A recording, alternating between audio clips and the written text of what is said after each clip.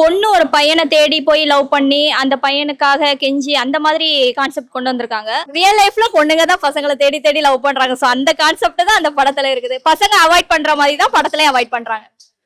Once more படம் பார்த்தா படம் வந்து நல்லா இருக்குங்க. நம்ம அர்ஜுன் தாஸ் படம் வந்து மோஸ்ட்லி நிறைய படத்தில் அவர் வந்து வில்லனாக தான் பார்த்துருப்போம். லைக் வந்து அஜித் சார் கூடலாம் நடிச்சிருந்தார் இல்லையா, குட் பேடா.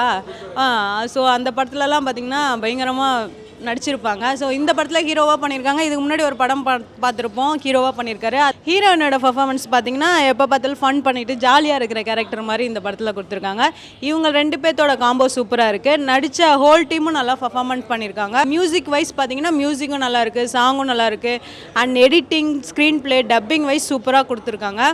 நல்லா இருக்குது. அதாவது இப்போ இன்னத்தில் வர எல்லாரும் ஃபேமிலி கண்டென்ட்டு, மேரேஜ் சம்மந்தப்பட்ட கண்டென்ட் தான் எடுக்கிறாங்க. ஸோ வந்து இந்த ஒன்ஸ் மோர் அதே தான் மெயின். ஒன்ஸ் மோர் வந்து நம்ம இளைய தளபதி விஜய் சூப்பர் ஹிட்டான திரைப்படம். நடிகர் திலகம் சிவாஜி கணேசன் நடிச்சிருப்பாரு. இப்போ பார்த்தா கூட அந்த படம் போடிக்காது ஒன்ஸ் மோர். ஸோ அந்த டைட்டில் வச்சிருக்காங்க. டேமேஜ் பண்ணியிருப்பாங்க, டவுட் வந்து டேமேஜ் பண்ணல. அர்ஜுன் தாஸ் வந்து எப்பவுமே வில்லனா பண்ணுவாரு. நிறைய இப்போ வந்து விதவிதமான கண்டென்ட்ல வந்து ஹீரோவா பண்றாரு. ஸோ வந்து அவர் இனிமேல் வில்லனா பண்ணாம ஹீரோவே பண்ணலாம். நல்லா இருக்கு. மெயின் வந்து அந்த அவங்க 2 பேரும் கதாநாயகி காதலிக்க தொத்தி லவ் பண்றா பாத்தீங்களா, அந்த காதலிக்கிற சீன்ஸ்லாம் நல்லாவே இருக்கு. சாங்ஸ் நல்லா ஹிட், கொஞ்சம் உங்களுக்கு நல்லா தெரியும். ஸோ பேக்ரவுண்ட் மியூசிக்கும் அதே மாதிரி அதுக்கேற்ற மாதிரி பிஜிஎம் நல்லா தான் இருக்கு படம். இவரோட வாய்ஸ் எல்லாருக்கும் பிடிக்கும்.